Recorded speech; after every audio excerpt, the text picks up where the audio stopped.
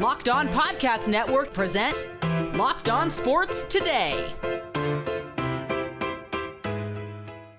Sometimes the expectation of a thing is greater than the thing, and that's what we saw Sunday night in what was billed as the biggest regular season game ever.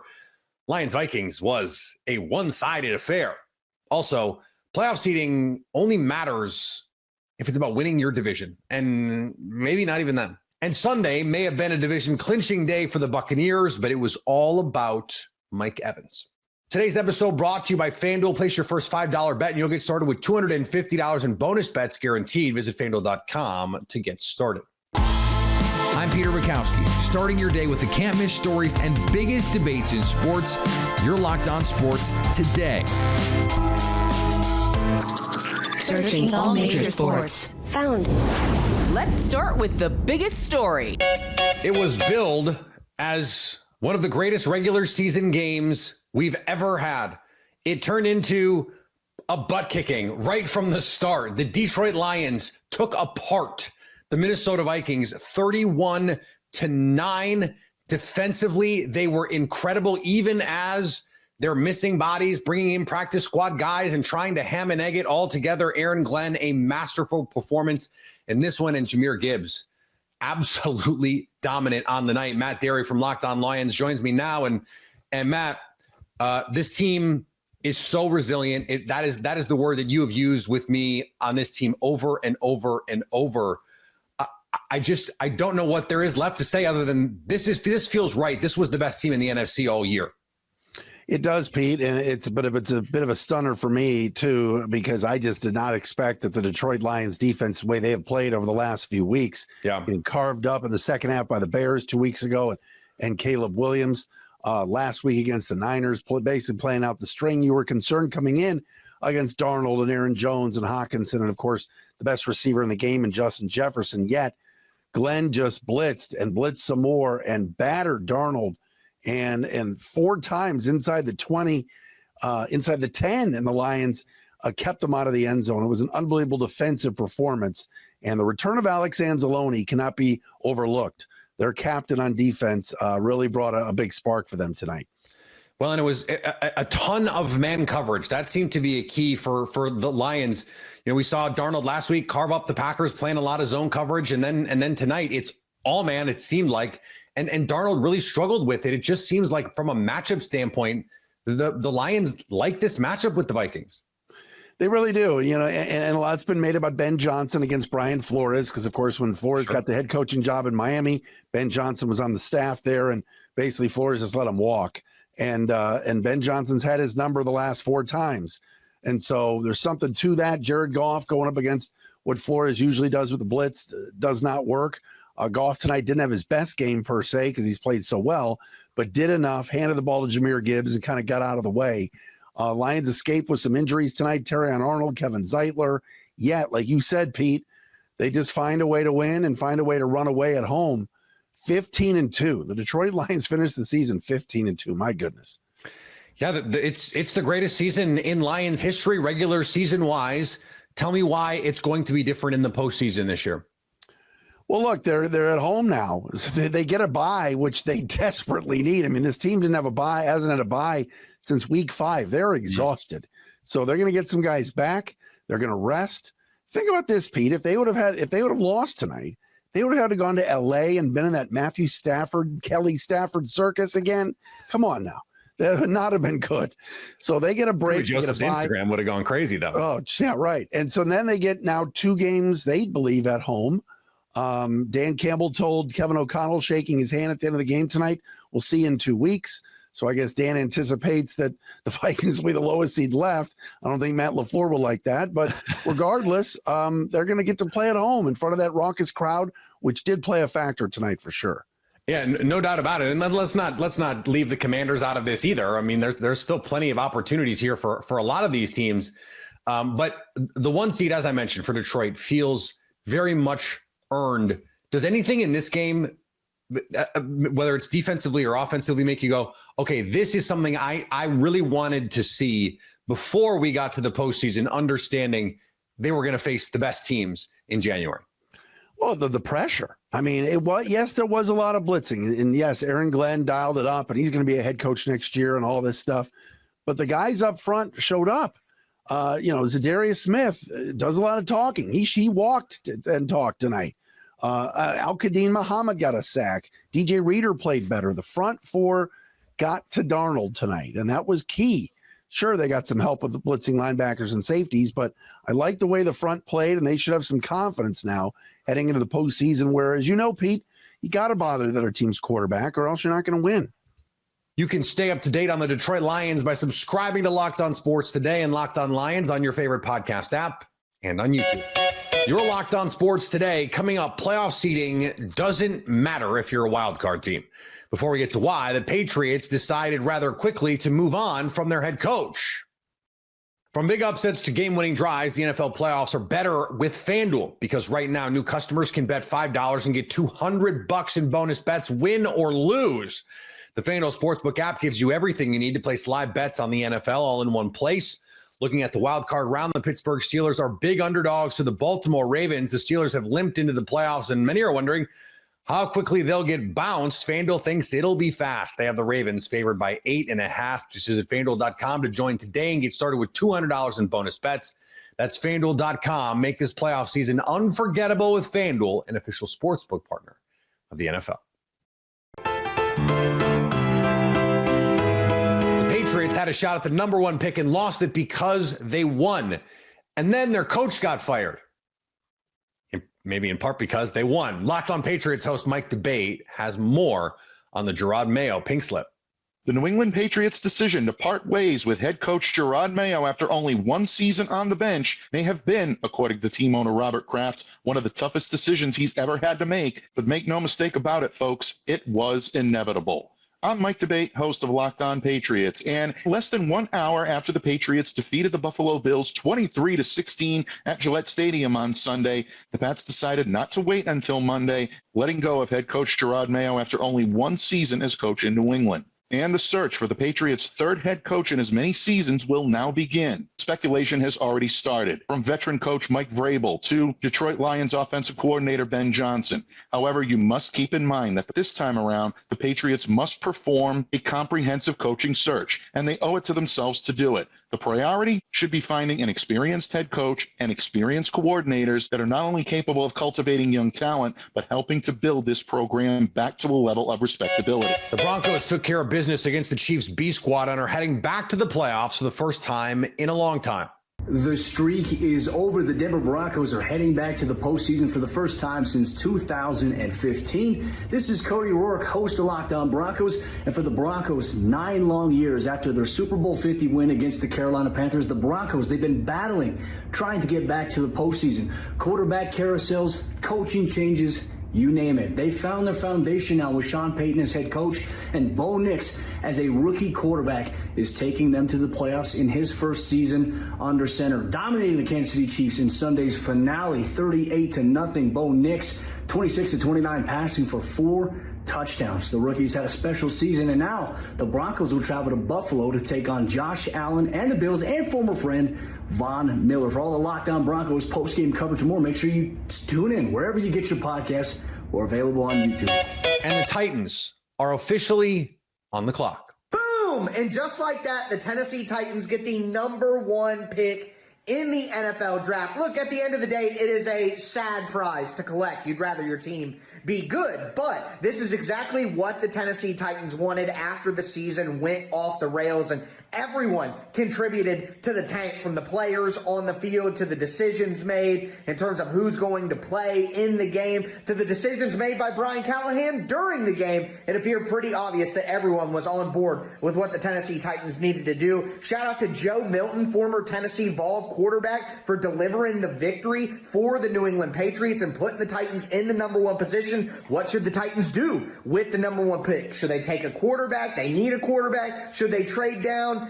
I'm fine with either route the Titans want to take, but if I had a gun to my head, I would tell you the Tennessee Titans should trade down, collect picks, something they've done before in the past. I just don't want to hear any more from fans, from media pundits, about a team in week 17 or week 18 needing to win to help their seeding, these teams do not match up hunt. They are not. And we see this in the NBA. We have seen teams say, we're going to sit all our guys because we don't want to be the 3. We'd much rather be the 4. We don't want to play the 6. We'd rather play the 5. It does happen in the NBA. It doesn't happen in the NFL. And we saw this all play out on Sunday. It was up in the air how all of this seeding would unfold. The Rams with a chance to solidify themselves in the 3 spot to avoid potentially the Packers or the Commanders, or to play the Packers or the Commanders instead of a 14-win wild card.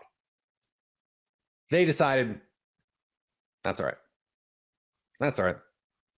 We'll just sit our guys. The rest is more important.